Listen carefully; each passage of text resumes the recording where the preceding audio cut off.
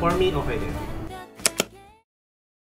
Good morning guys, what's up, what's up? It's Sunny here in Boracay and I want to show you guys kung saan tayo nag-i-stay. So here we are sa Red Coco Inn de Boracay. Bagong hotel ko ito na pinagsayan. Not literally bago yung hotel, but bago ako dito. Pakita ko sa inyo. So ito yung lobby, mamaya papasokin natin yan. Tapos, hindi lang yan yung hotel, papasok pa yan guys, marami pa yan sa loob. Tapos ito naman, yung Red Coco Inn restaurant nila. Diyan kayo kakain kung may breakfast kayo. And then, pwede rin kayong umorder dyan, mga in-room dining. Merong QR code kayo makikita sa room ninyo. Scan nyo lang yon, tapos pwede kayong umorder. Pwede yung padala sa room ninyo or pwede rin kayo dito, made to order. So sa paligid naman niya guys, ito merong bago dito, hindi ko alam kung ano to. Parang ang ganda niya. Hindi ko alam kung hotel or mall. Basta ang ganda ng style. Yan. So sarado pa. Tapos from here, 3 to 5 minutes walk, doon kayo sa gilid ng Azalea, papasok, going to the beach. And then ito, Azalea yan, yung white na yan, Azalea. Ito guys, henan to. Kaya dito sa labas, meron na silang tarpaulin about the dinner buffet. Ayan. Pero not sure kung pwede kayong pumasok dito. Parang pwede. May labasan siguro doon. Kasi may mga staff na nag-aabang. Tapos, doon naman, going to the D-Mall, going to Jasper, going to Jollibee. Ayun. Ang ano lang yan, 3 minutes walk lang, malapit. And now, pasokin muna natin yung lobby. In fairness naman, mababait yung mga staff dito.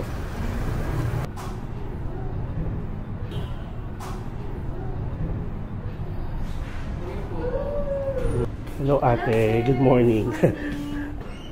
Check-in time 3 PM. Check out 12 noon. Go-offer din sila na spa. Room service tong spa mo, no? Yes. Tapos water activities. Tapos may daanan dito. Going to the restaurant. Tapos going to your...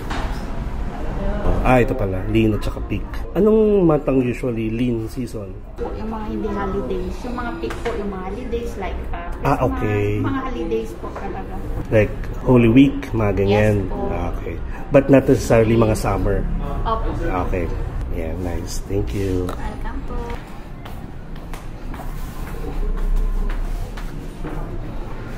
Yeah, ito kanilang restaurant. So dito guys, may sinaserve yung breakfast buffet for 400 plus. And then a la carte naman, ayan. Doon tayo. Punta natin yung swimming pool. Dito yung room natin. Ang maganda, ayan lang, isang hagdan, gilid na agad. Pero dito yung swimming pool.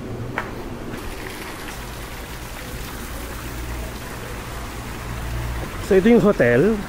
Tapos ito rin, depende sa room ninyo. Tapos itong red na yan, Red Coco Inn de Boracay pa rin yan.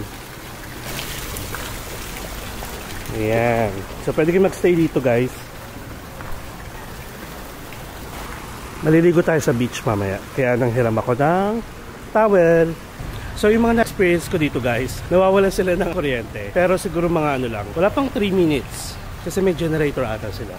Ayan o, parang may spare sila dito na battery. Battery ba yan? So sa ganun, pag nabatay siguro yung isa, ayan, may spare sila dito. And then, yung internet naman nila guys, medyo mahina sa room natin. Pero ang sabi ni ate, kung gusto mong mag-work or kung gusto mo lang mag-internet ng bongga, pwede ka mag-stay doon sa lobby o pwede ka mag-stay dito sa pool area. Check natin.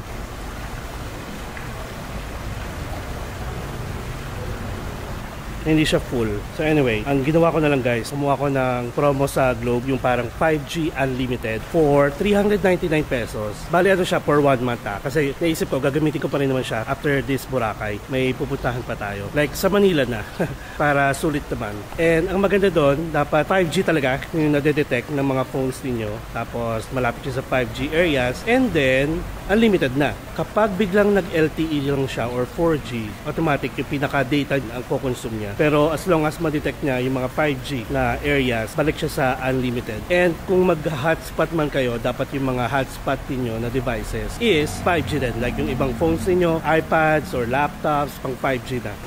Ay, ito pala yun, yung kanina, yung maganda. Ayan o. Ano kaya ito? Maganda tayo. Model.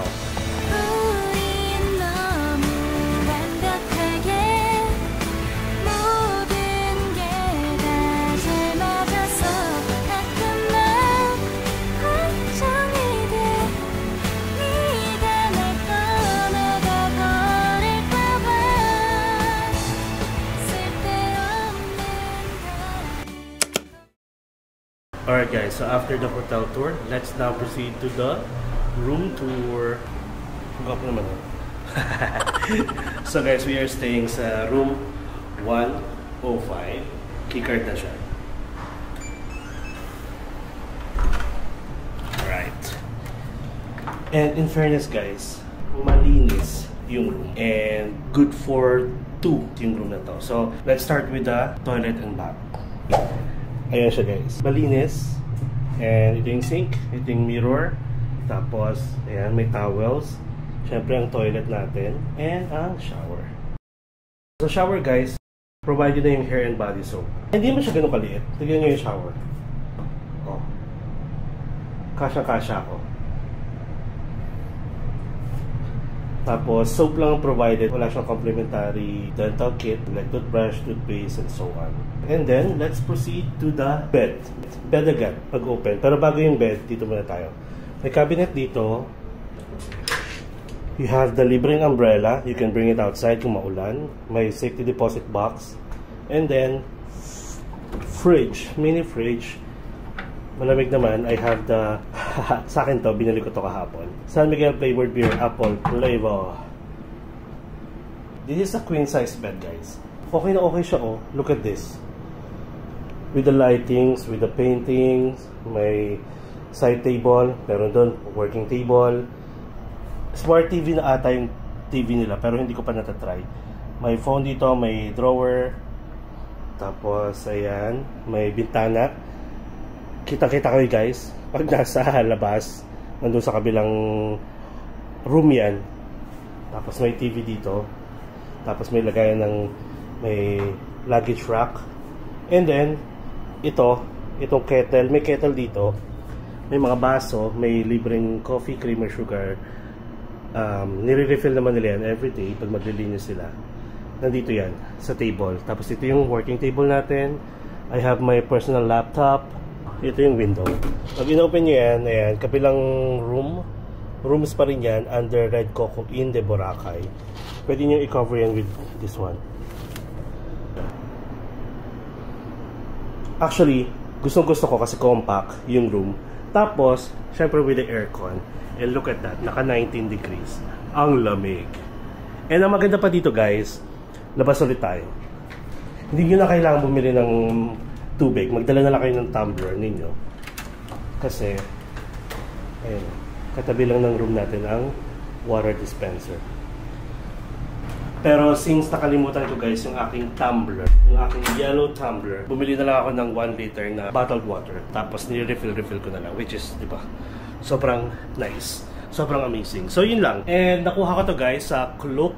Yung room natin is walang kasamang breakfast. But if you want to avail yung breakfast nila kapag nandito na kayo, that's around 400 plus. Plus VAT pa daw siya. And then, if you want to stay here guys as well, you can book through Klook. You can use my promo code MarkParagasKlook up to 5 times use per account. So yun. Again, Red Coco in de Boracay. In fairness naman, mabait yung mga staff dito. Parang walang pakilamanan din eh. Kasi pagbaba mo, labas na. Unless may kailangan ka sa lobby, pupunta ka pa ng isang parang may pinto ka pang papasukan papunta sa lobby. Yung mga guard dito, safe naman dito guys. Kasi mababait yung mga guard. Approachable naman. Tapos 24 hours may guard on duty. May swimming pool, may restaurant. Walang gym, pero actually okay na. Kung gusto nyo lang magstay dito sa room nyo kasi malamig, mainit sa labas, then go ahead. Kung gusto nyo lumabas, magpa-araw, go ahead. Walang pipigil sa inyo. So, ganun siya. Tapos, ang maganda dito, guys, though hindi siya beachfront, yung lugar naman niya, may daanan, papunta sa beach. Unlike dun sa... Ay, hindi ko kasi na-video yung pinagstayan namin before, last year, sa may Jinjang. Jinjang ba yun? Jinjang? Gumagawa naman ako sariling words. Pero parang Jinjang yun. Ang maganda kasi dun sa Jinjang dati, nasa main road din siya. Nasa gilid niya lang yung parang daanan going to the beachfront. Tapos, nandun na rin yung parang mga activity area. Like yung mga registration area kung saan kayo magbubuk. So yun, good for 2 guys. Good for 2 person. Pero mag-isa lang ako. And bigyan ko ba kayo ng idea kung magkano to? Sige. Sa Klook ko siya guys kinuha. Mag-check tayo ng ito, deluxe room guys, 1 queen bed, no breakfast buffet. At ang price niya per night is 2,300. For me, okay na yun. Yeah, okay na yun. Mag-isa lang kasi ako. Kung dalawa kami, edi hati pa kami. Tag 150 lang kami, di ba? So yun na lang iniisip ko palagi guys kapag mag-stay tayo sa isang lugar. Iniisip ko kasi mag-isa tayo kaya mapapamahal tayo. Pero kung dalawa kami dito, which is good for 2 naman tong bed na to or yung room na to, then hati kami. So anyway, yun kasi yung problema pag introvert tayo. Nagiging introvert.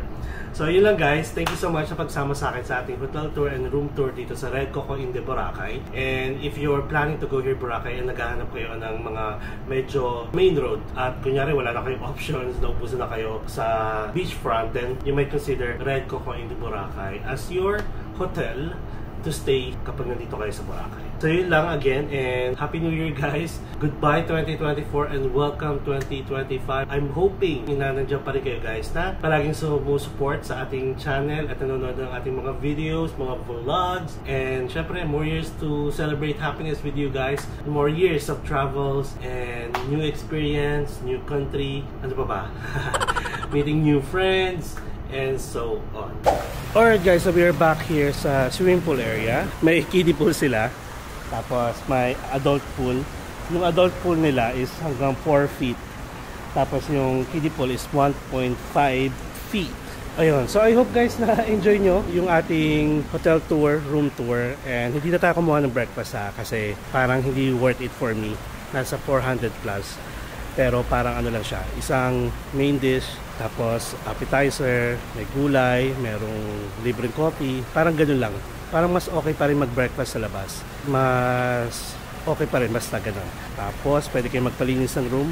Depende na lang kung isasabit nyo yung parang pinaka-sign na clean your room or do not disturb. And okay na okay ang aircon. As in, palagi ako naka 17 degrees. Yun nga lang, parang 2 beses pa lang nawala ng ilaw. Tapos malalaman mo nawala ng ilaw kasi may emergency light sila sa loob ng room. Kaya yun, you might want to consider yung Red Coco in Boracay. Okay naman siya guys, walang pakilamanan dito. Like kunwari kung matutulog ka, sobrang quiet. Kung gigising ka, lalabas ka, manghiram ka lang ng beach towel, pwede. Kung may kailangan ka, tumawag ka lang sa kanila, mabilis naman. Ayan, so again, Red Coco in Boracay, lalagay ko dito. Nakuha ko siya sa Klook.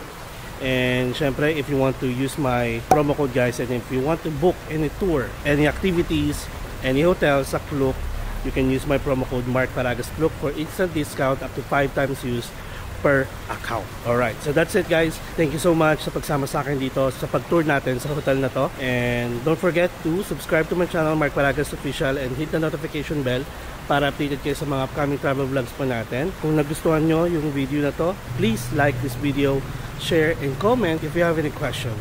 Enjoy life, live life to the fullest, enjoy every moment, and follow me as we discover the world one step at a time. See you on our next travel vlog. Bye bye guys, Mama Chup Chup.